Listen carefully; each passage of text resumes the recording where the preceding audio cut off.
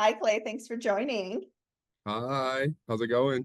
Oh, it's so good. I'm just glad to have you. This is going to be a good chat.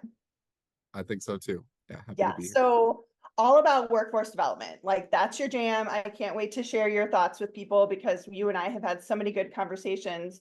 Why don't we start really looking at some of the like magnitude of the situation that we've got, right? So we've got the global renewable energy capacity is expected to quadruple by 2030, right? So attracting and developing a skilled workforce is crucial. So given that many workers are leaving some of their industries, what specific challenges do you think we face as clean energy in bringing new talent into the sector? Yeah, that's a great question. We are kind of seeing a great, transition. Colorado is fortunately pretty progressive. Our state has an Office of Just Transition to help folks that were in a fossil fuel industry transition into renewable careers. And I think that that's just so progressive. It is just for the coal industry, Yeah. but even the fact that we have an office like that, I think is still pretty progressive and a great example for other states. Of all the renewable energy jobs, my niche is building and home electrification. Okay. So that is, what I shout from the rooftops. I'm a heat pump evangelist, if you will, and just think that it is, at least in Denver, it is our single biggest contributor to greenhouse gas emissions, is how we heat our buildings and homes at around 64% of our city's total greenhouse gas emissions. Yeah. So when we're talking about, renewable energy jobs or clean jobs or green jobs, I think we're trying to find the right word for it because those words can all mean so many different things.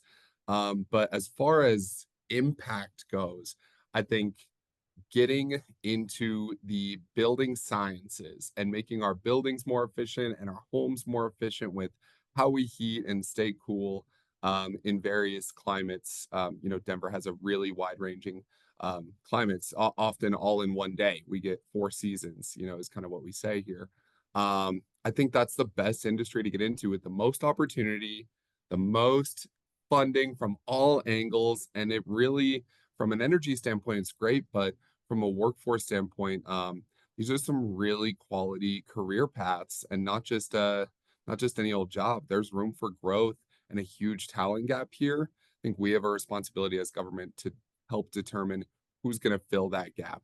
What do those demographics look like? And can it look a little more representative of what Denver actually looks like versus, say, what the trades have looked like over the last 50 or so years?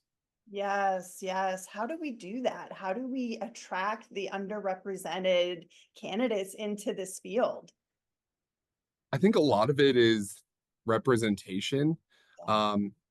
As great as an opportunity or a salary or benefits might be, I think there's something to be said about seeing someone that looks like you or seeing someone that, might identify in the same way you identify in a role like that. And so we really try and uplift and shout out our partners here in Denver and in Colorado that are representing underrepresented groups in these trades. So getting, women in construction, women in piping and plumbing, women in HVAC. We love supporting that. And same with our, BIPOC and Black and Brown owned businesses and in the trades. We are funding a number of mini grants for BIPOC owned, training programs. The African American Trade Association is a great example, helping young African American men and women get into the trades and really explaining how lucrative this can be. As a career, it's important that all the funding that we as a government, have the privilege to, manage, especially in Denver with the Climate Protection Fund. We need to make sure we have a moral obligation to make sure that that's going into areas focused on equity and really putting a higher emphasis on these groups that really haven't been represented. Maybe they've been in the trades, but they haven't been represented and really showcased in a way that highlights, just success in this industry. So I think that's one way. There's a one that's one piece of the pie, but there's a lot more we got to do too. Yeah, yeah. What are the other pieces of the pie, Clay, that you look at? Like, what are the legs of the stool or the pieces of the pie that we need, the levers that we need to be pulling in order to make our goals? Well, when it comes to developing a workforce, I think there's two angles to look at. One, like we just talked about, we need to be attracting new talent and new hires. We know probably in the next 10 years or so, based on our research, about a third of the trades related to buildings and homes are planning on retiring. A Wow. third. So 1 in 3 of your electricians, 1 in 3 of your plumbers or pipe fitters are probably going to be around the age where statistically folks are starting to retire from these trades. So heat pumps or not, we're going to have an issue on our hands, when it comes to just numbers. So Mm, getting new entrants is important, but I think before that, we have to look at that existing workforce in the natural gas industry, which is a big industry for Denver specifically. Look at these contractors that have built careers in their HVAC business and it's supported their family for years and say, hey, nobody wants to leave you behind. You know, mm, let's get you a paid 2 day training. You can learn about this thing called a cold climate heat pump. By the way, our local utility Excel has some money for you. The local government has some money for you. The Inflation Reduction Act, through our state energy office, has some money for you. And we have a third party that'll handle all that money, navigation that maybe you don't want the burden of navigating. So we have all these resources to, really help improve and maybe not improve, but, you know, add some financial incentives to your business while getting a paid training. I think that's yeah. the other thing to consider is asking a contractor to attend a training. They are missing out on business during that time. So we need to upskill the incumbent workforce before we start looking at these new entrants because we have to make sure that we have an existing workforce that is taken care of if we're going to be bringing new folks into it. Yeah, agreed. And I know there's this great role for contractors, but I also think about the reciprocal relationship. And this is how I always think about employment, Clay, is like it needs to be a reciprocal relationship, right? The employee pouring into the job pouring back into the employee, gainful employment, meaningful work, right? So this reciprocity is so important. How do we get more employers involved in being part of the solution? Have you seen something work that can really pull in employers and get them excited? Yeah, I think in the workforce world, I've been guilty of being part of developing training programs that don't have an ending point of employment.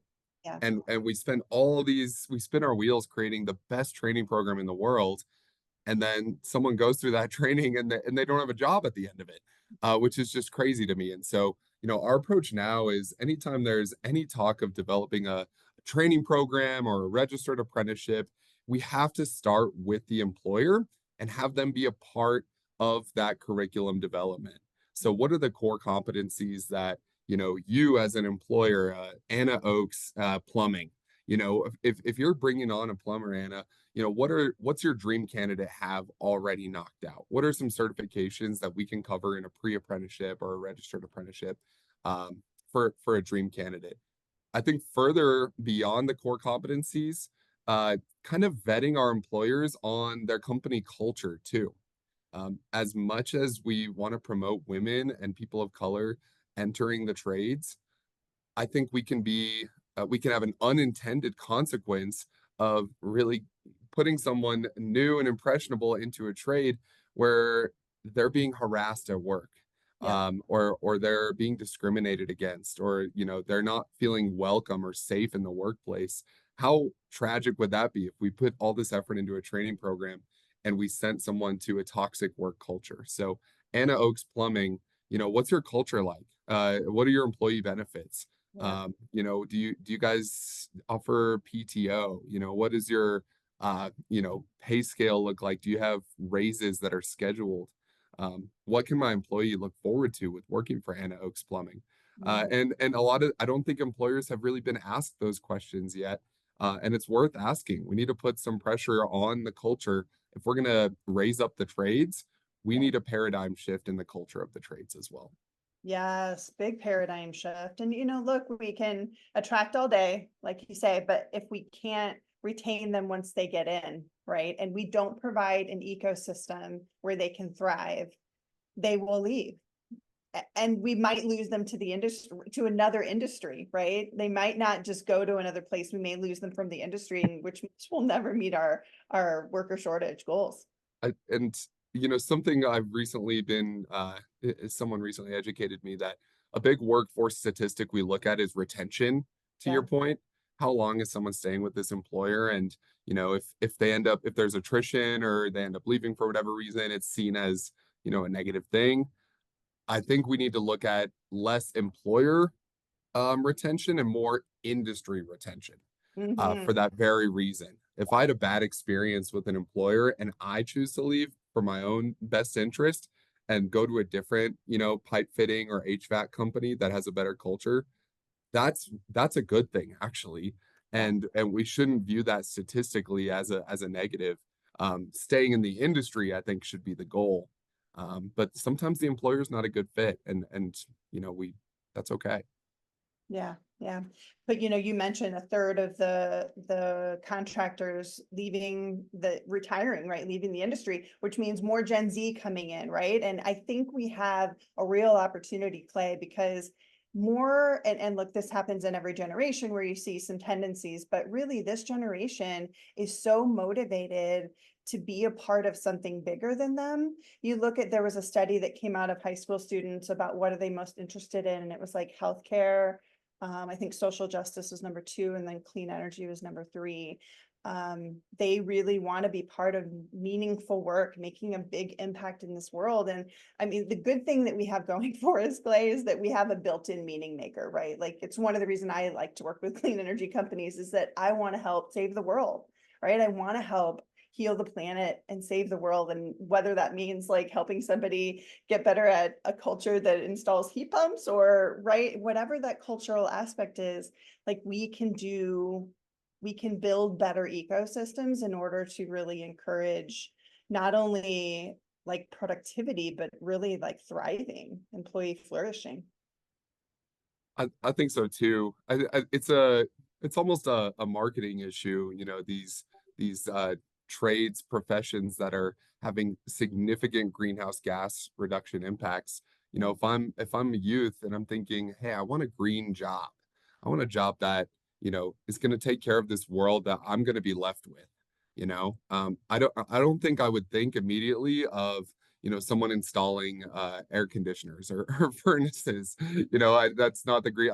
Think maybe I think more like arborists or something in agriculture, maybe solar. But I don't think a lot of the trades it's really been marketed as, this is a huge green job and this is going to have massive significant impacts.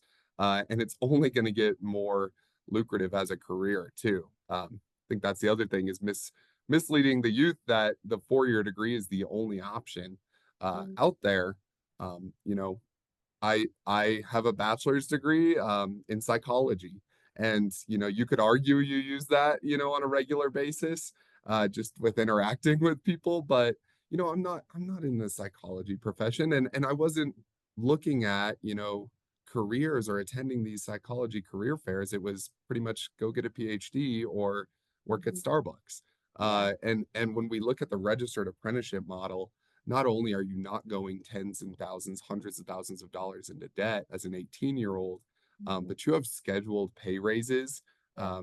And some schools like Metro State here in Denver, they're even accepting apprenticeship hours as college credits. Nice. And then apprenticeship entities are paying for the rest of the credits in order to get that degree too. So it's becoming kind of it used to be a either or situation. I think Colorado is starting to recognize both and, we can have registered apprenticeships and that college degree. And if you get that, I mean, how quickly can you rise in the ranks and become a general manager or a general contractor? It's really exciting. Yeah, yeah. And that generation, not only do we have this meaning maker and they want to be part of it, they're actually interested in the trades. Gen Z is more interested in the trades. I don't know if it's the gig economy. We could argue, right, that they have these other interests like side gigs, side hustles that they want to pursue. But I think that's great. I think a well-balanced career portfolio of different things that not only like speak to your passions, but speak to your skills, like you can apply them in a ton of different ways. So why not explore a little bit? I agree. I think, you know, a big passion of mine is, you know, the justice impacted community in regards to workforce development.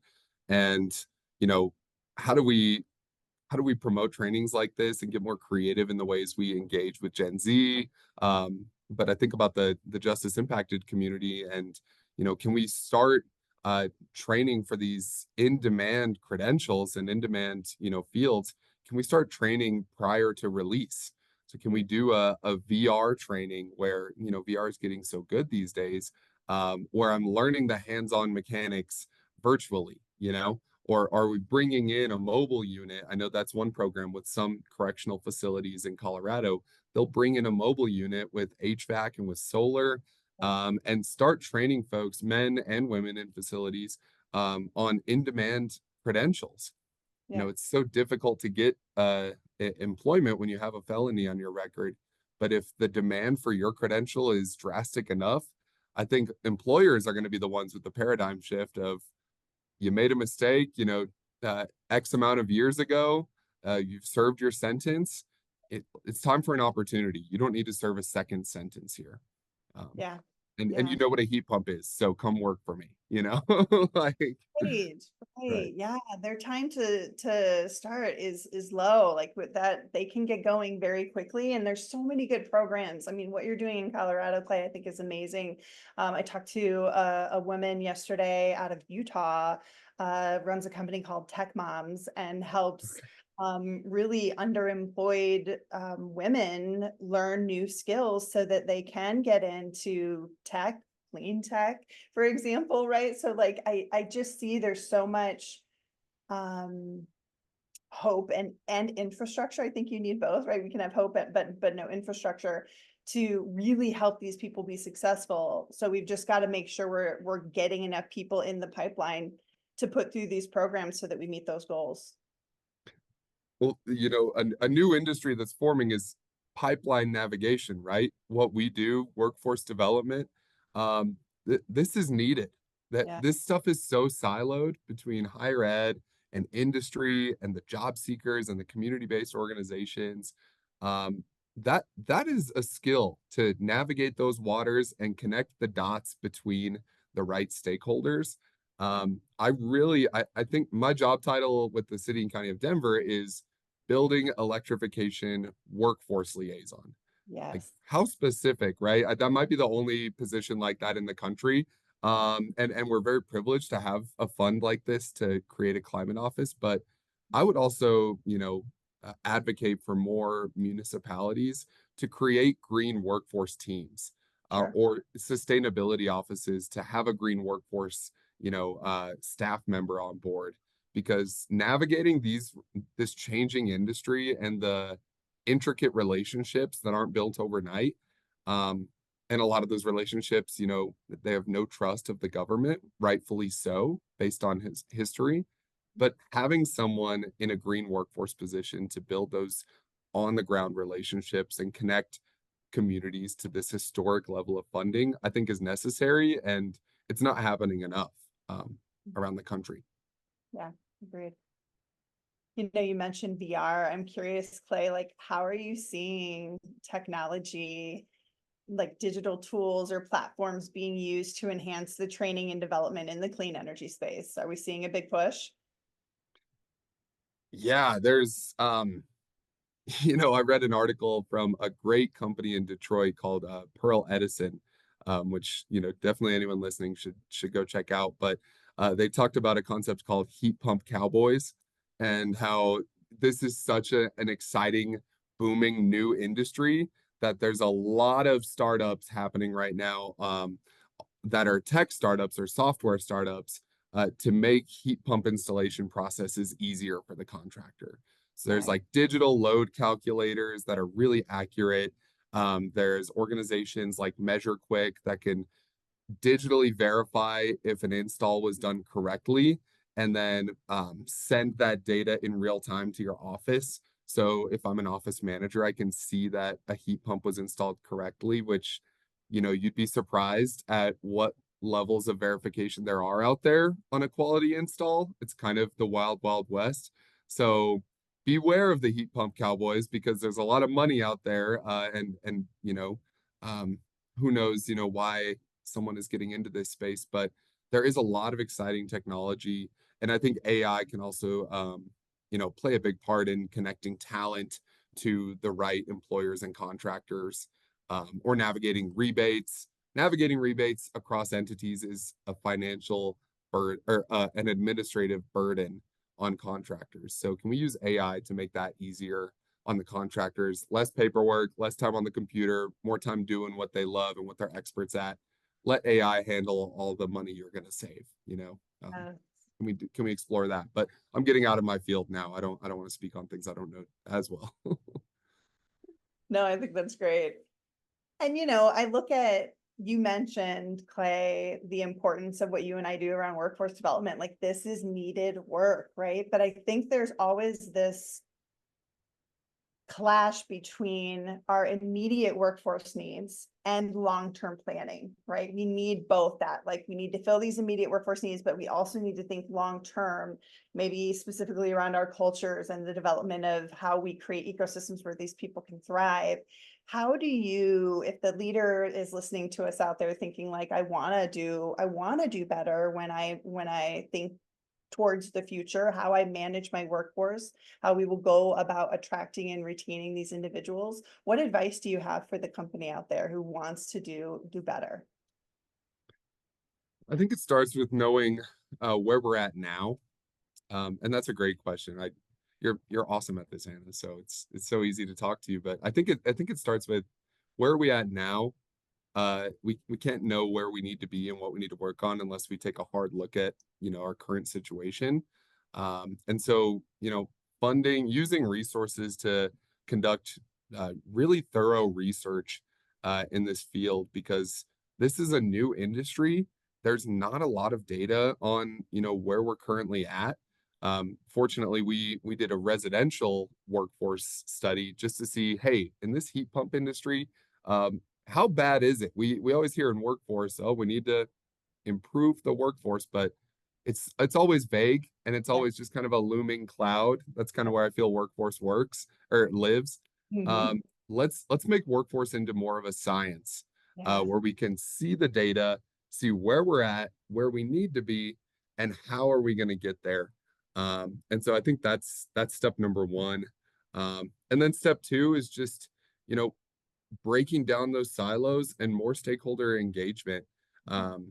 So whether that looks like a network or an electrification network or a workforce network that you're a part of, um, are you engaging with the real change makers in your community, outside of your Outlook inbox and maybe a Teams meeting once a quarter? But are you going into different areas? Are you visiting job sites? Are you going to a manufacturer's happy hour? There's one I just attended called Kilowatts and Coronas. It was a all about energy happy hour, and so there's a lot of great stuff out there.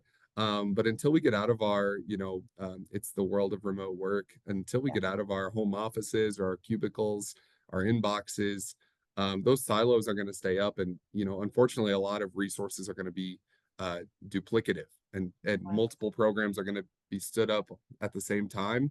That doesn't need to happen. Let's use the resources we have around us, and build an ecosystem that's accessible and inclusive for all. Oh, love that. I love that, Clay. That's a great note. We'll end on that note. This has been a great chat. I'm gonna make sure people get in touch with you on LinkedIn. It's just been a great conversation and can't wait to see what you do next. A lot of exciting stuff.